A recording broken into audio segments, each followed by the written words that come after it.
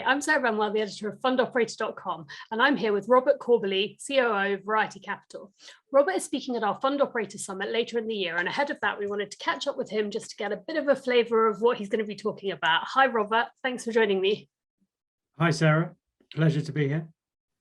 So we're going to talk about your Irish UCITS fund launch, and I guess my first question is, when you were doing the launch, what made you decide to use third parties to outsource most of your functions? And did you consider insourcing, and if so, what made you decide against it?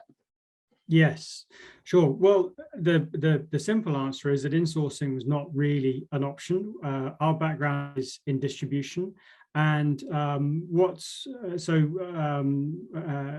is fantastic about the setup and the industry these days is that there are a lot of third parties that can provide services which enable investment funds to get up and running actually with remarkably minimal resource. So as a company with a background in distribution, we determined that there was a market demand for exceptional performance. We found some US managers with exceptional risk-adjusted returns, and we determined that the best way of bringing them to market was to set up our own platform and to leverage the numerous third-party outsource providers that exist and do a great job for a lot of other providers in the market as well. Great. And when you were thinking about those third-party providers and the partners you chose to work with, what were some of the key steps that you took in selecting the right people? Sure. So, perhaps a lot of these are going to be obvious, but identifying what our requirements were, developing a long list of providers across each, whether it's from a Manco perspective or a third-party administrator perspective, developing the long list, and then whittling down those lists based on the various parties' appetite, their organizational ability to support what we were doing, and fulfill the brief. But really what we found through all of this is that it's absolutely critical that the parties and the vendors we're speaking to totally understand our proposed approach and provide input to proposals. So if what we're proposing is not workable, then that's very valuable to us clearly. But we need to be completely aligned. That's really, really important. Then you have the sort of formal due diligence requirements that are undertaken. And interestingly, one of the interesting aspects was that in looking to appoint third parties, we started doing due diligence, but then also they turned around and did due diligence on us. So that was all part of the experience. But aside from the formal due diligence, it's also important to do some informal due diligence. And so working the peers and competitors and speaking to the network and just making sure that that it's going to be a good fit. That makes sense to me. And thinking about that process as a whole, can you reflect on any perhaps challenges that you faced and how you overcame them?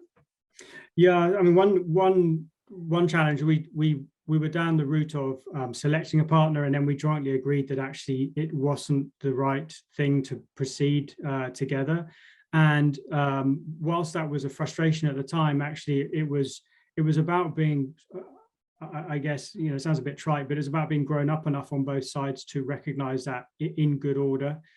The challenge is that it did delay our launch of the platform, but as we look back, whilst it was regretful to go through that experience, it helped cement a lot of it helped cement the importance of getting the selection correct. And so working with the correct partners is critical.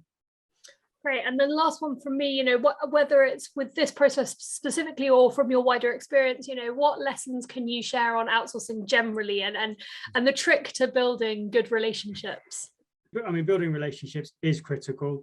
It's critical in all walks of life, of course, but really, to my earlier point, a common understanding of the project and the ambition of the whoever's driving the project.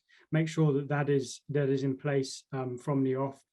Keep working at the relationships beyond selection. Sometimes, perhaps as vendors or even appointees of vendors move from the beauty parade to actual implementation, it can be seen that the nature of the relationship is changing. It is in reality, because you've moved from winning business to operating business, but that needs to be taken as the opportunity for the relationship to grow. And really important to recognize as well that success is shared amongst all parties. So it would be very easy, in my example, where Variety Capital, we have set up an Irish UCITS fund, we are raising assets, that people will sort of come and congratulate us and say, well done for launching the fund, well done for raising assets. But actually, a great part of what makes it work is that we raise assets because that's successful for the investment manager, it's successful for the third-party administrators, it's successful for the manco. So everyone contributing to the model, they have their own success metrics that are all tied together. So everyone needs to be, we all need to be cognizant of and respectful of everyone's particular success metrics, because that ultimately is what delivers the positive outcomes. Great, thank you, Robert. Obviously, we'll be talking about insourcing, outsourcing, and all other aspects of fund operations and getting that right at our conference later this year. And I can't wait to hear more from you and all of our other speakers, of course. Thank you. Thank you, Sarah. I look forward to that very much. Thank you.